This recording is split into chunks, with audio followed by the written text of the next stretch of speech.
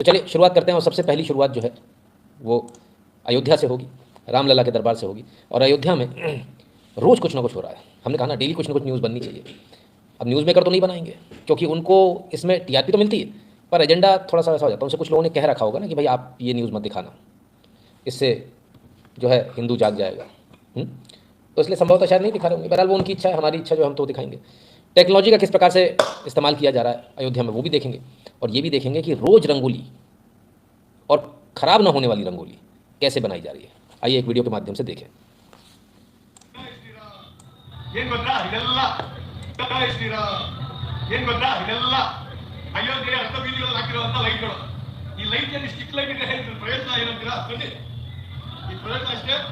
Light ಅಲ್ಲೇ rangoli, light ಅಲ್ಲೇ ರಂಗೋಲಿ. ಬೇಗ ಒಂದು ಬರಲು ಪಾಕಕ್ಕೆ ಸಾಕು ರಂಗೋಲಿ. लाइट अले रंगोले. ಕೆಳಗಡೆ ಭೂಮಿಗೆ ಹಾಕ್ಬಿಡ್ತಾರೆ. अयो ये तो बहुत होता जी. ಡಿಜಿಟಲ್ ಡಿಜಿಟಲ್ ಇರೋ ಅಯೋಧ್ಯೆಯಲ್ಲೂ ಡಿಜಿಟಲ್. ನೀವು ಕಷ್ಟಪಟ್ಟಾಕಿರೋ ರಂಗೋಲಿ ಅವ್ರನ್ನ ತುಳಿದ್ರು ಹೊರಸಿದ್ರು ಏನು ಬೇಜಾರು ಪಡಂಗಿಲ್ಲ. ಎಷ್ಟು ಜನ ಆದ್ರೂ ಕುಳಿಲಿ, ಗಾಡಿ ಹೋಗ್ಲಿ, ಏನು ಸಮಸ್ಯೆ ಇಲ್ಲ. ಇದಲ್ವಾ ಹೆಂಗಸರಿಗೋಸ್ಕರ ಮಾಡಿರೋ ರಾಮರಾಜ್ಯ. ಜೈ ಶ್ರೀರಾಮ್. ಏನ್ ಗೊತ್ತಾ ಇದೆಲ್ಲ ಅಯೋಧ್ಯೆಯ ರಥಬೀದಿಗಳಲ್ಲಿ ಹಾಕಿರುವಂತ ಲೈಟ್ಗಳು.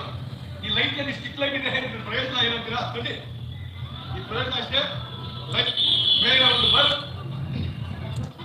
रंग बिरंगी रंगोली, क्या गजब की रंग बिरंगी रंगोली और क्या इस्तेमाल किया टेक्नोलॉजी का। भाई आनंद आ गया, गजब का, बेहतरीन, बहुत ही शानदार। और कभी ना खराब होने, रोज़ रोज़ का रट्टा नहीं भाई। आप रोज़ रोज़ रंगोली लाओगे, रोज़ आप रंगोली फैलाओ, कितने रंग बर्बाद होंगे, कितना कुछ होगा। कुछ नहीं, खाली लाइट, वो भी नॉमिनल, ना के बराबर। एक बल्ब की रोशनी में आपकी रंगोली बन गई और मज़े कीजिए रंगोली से। तो अयोध्या की सड़कों पर रंगोली अब रोज़ बनेगी। और वो जो कुछ लोग हैं ना जिनकी जिहादी मानसिकता सोचते हैं कि हम खराब कर देंगे किसी चीज़ को, तो खराब नहीं कर पाओगे क्योंकि वो तो 30 फुट ऊपर लगी है। हाँ, और फिर भी मान लो अगर आपने कुछ कर लिया, अगले दिन दूसरा बल्ब लग जाएगा, उसमें कौन सी बड़ी भारी बात है। तो ऐसी ज़बरदस्त रंगोली, भाई मज़ा आ गया, आनंद आ गया। आपको आनंद आया कि नहीं आया?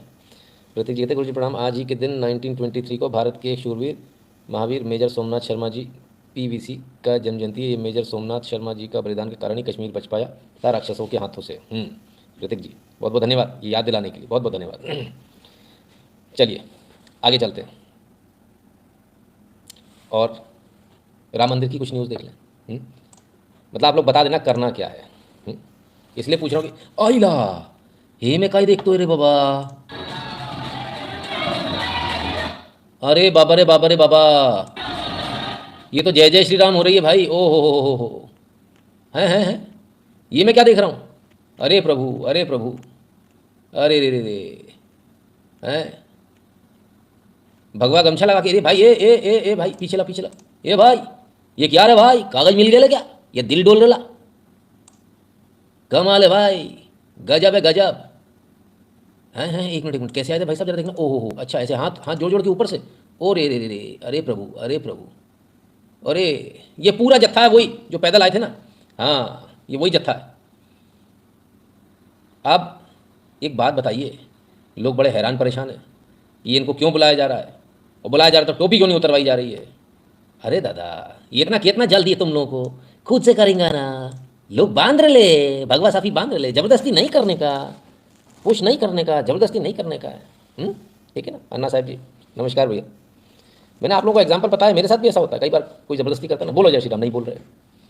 मेरे मित्र हैं, वो फादर हैं, चर्च चलाते हैं, वो भी कहीं गए थे, मीटिंग थी वहाँ पर, तो हर किसी को जो भी कोई प्लेट में डाले बोले बोलो प्रेज द लॉर्ड, बोलो प्रेज द लॉर्ड, तो अड़ गए, बोले नहीं बोलते प्रेज द लॉर्ड।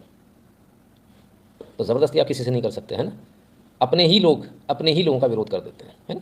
तो लेट इट गो ईजिली। लोग आ रहे हैं, लोगों की श्रद्धा है, लोग वहाँ पर माथा टेकने आ रहे हैं, आने दीजिए। लोगों ने भगवा साफा बांध रखा है, बांधने दीजिए। हाँ कुछ लोग भगवा कुर्ता पहन कर आए हैं, कुछ लोग पीला कुर्ता पहन कर आए हैं। ठीक है, तो क्या दिक्कत है इसमें? रोक तो आप ऐसे भी नहीं सकते हो। ठीक है ना। तो मेरे ख्याल से आने दीजिए जिसको आना है, जिसको भगवान की शरण में आना है उसको आने दीजिए। हम लोग अपनी तरफ से ना रोकें और ना टोकें और ना ज़बरदस्ती करें किसी प्रकार की। जिसको आना है वो खुद से आए। देखो हमारे यहाँ और बाकी जगहों में बहुत ज़्यादा फ़र्क है। कुछ लोग चावल का पूरा देते हैं, कुछ लोग पैसे का लालच देते हैं, लड़की का लालच देते हैं। हमारे कोई लालच नहीं होता, बिना लालच के ड्यूटी बाउंड होना है तो इधर आइए, वहाँ ऐसी ऐसे, यहाँ काम ही काम करना है। बहुत फ़र्क है भाई, एकदम अपसाइड डाउन है चीज़ें, है ना। क्लियर है? तो थोड़ा समझ लीजिएगा। ठीक है, कुछ लोग परेशान हैं। आप में से कितने लोग मानते हैं कि सही है कि गलत है, आने देना चाहिए कि नहीं आने देना चाहिए?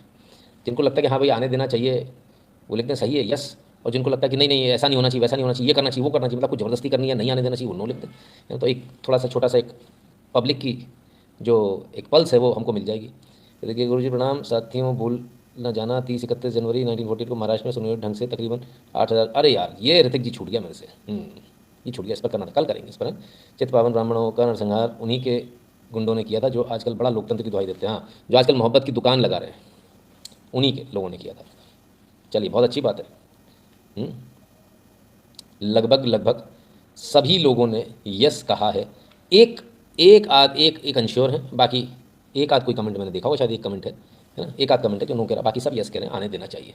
सो थंपिंग मेजॉरिटी है, थोड़ी बहुत नहीं, थंपिंग मेजॉरिटी के साथ लोगों का ये कहना कि हाँ भाई आने देना चाहिए। किसी का मन यदि बन रहा है तो उसको आने देना चाहिए, ज़बरदस्ती नहीं करनी चाहिए। अपने मन से भगवा रंग में रंगे, हम क्यों ज़बरदस्ती रंगे? ज़बरदस्ती नहीं करनी चाहिए, ठीक है ना। चलिए, नहीं कुछ लोग इसको लेकर विवाद कर रहे हैं, मेरे ख्याल से विवाद निरर्थक है, इसकी कोई वैल्यू नहीं है ना। मंदिर की शुचिता एक अलग तरीके से मेंटेन की जाती है, वो की जानी चाहिए, है ना, उसमें कोई कॉम्प्रोमाइज़ नहीं होना चाहिए, लेकिन आने सबको अलाउड होना चाहिए, ठीक है। चलिए अब आगे देखते हैं, अभी मैं इस पर न्यूज़ भी दिखाऊंगा आपको, पूरी न्यूज़ भी दिखाऊंगा, राइट। आइए आगे देखते हैं जरा। सबसे पहले बच्चों का हिसाब किताब जमा लें। ग्रेजुएट युवाओं के लिए गुड न्यूज़, पुलिस में निकली एसआई सहित कई पदों पर भर्तियां, सैलरी 1 लाख से अधिक। ग्रेजुएट युवाओं के लिए कहाँ पर निकली है? उत्तराखंड में ये जॉब्स निकली हैं। UPSC.net.in पर आपको जाना है, सरकारी वेबसाइट है। UPSC.net.in पर जाएंगे आपको वहाँ पर जो है 222 कुल पद हैं सब इंस्पेक्टर के, ठीक है। और ये जो भर्तियाँ उत्तराखंड लोक सेवा आयोग ने निकाली है, तो UKPSC है ना, उत्तराखंड PSC की वेबसाइट पर .net.in पर जाकर आपको बाकी जानकारी मिल जाएगी, ठीक है, क्लियर है। तो जो लोग इसमें जाना चाहते हैं जा सकते हैं। अब सरकार की तरफ से खबर ले लें, वो खबर पहले लेते हैं जो आप पे इफेक्ट करेगी। सड़क निर्माण करने वाली महिलाओं को मिलेगी पेड मैटरनिटी लीव, सरकार ने जारी की एडवाइजरी, ठीक है। सड़क का निर्माण करने में जो कंपनियां हैं, उनमें जो महिलाएं काम कर रही हैं, जो श्रमिक काम कर रहे हैं, उनको पेड मैटरनिटी लीव मिलेगी, सरकार ने एडवाइजरी जारी कर दी, अच्छी बात है। लेकिन इससे क्या होगा आप समझिएगा, मैंने खुद ने बहुत काम किया इसलिए मैं बड़े क्लियरली बताऊँ आपको। पुरुष को यदि हम 500 रुपये देते थे, महिला को 300 रुपये देते थे। अब आप पूछे क्यों?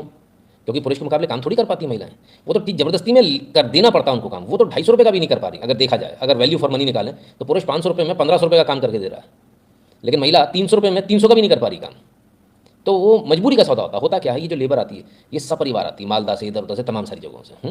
मैं मतलब को ये ना समझे कि मालदा की मैं बुराई कर रहा हूँ, पर एक बात बता रहा हूँ, ठीक है ना। तो यहाँ से क्या है, ये सब परिवार आते हैं, तो ये by one get one free वाला जबरदस्ती का एक चिपका हुआ रहता है कि भाई परिवार के साथ आया अगला आदमी, बच्चे भी, अब वो खाना भी बनाना उस महिला को, बच्चे भी संभालने, सब कुछ करना, सब करती हैं, ऐसा नहीं है। टाइम पर जो सीटी बजेगी, मजदूर हो तो मजदूर अपनी सीटी बजते ही वहाँ पर वो महिला मौजूद होगी। लेकिन इसके बावजूद उतने भारी तसल उठाना, पुरुष पूरा भरकर तसल उठा लेता, महिला आधा तसल उठाती, तो वैसे ही आधा काम हो गया, और वो जल्दी थक भी जाती है, और उनसे ज़्यादा कोई कुछ कह भी नहीं सकता। तो ये तो ज़बरदस्ती वाला सौदा होता था जिसको लोग रखते थे। मैं बड़ा क्लियरली बताऊँ, सरकार को शायद पता नहीं है क्या चल रहा है। अब सरकार ने क्या कर दिया, पेड मैटरनिटी लीव। क्या होगा, ठेकेदार क्या करेंगे, महिलाओं को रखना ही बंद कर देंगे।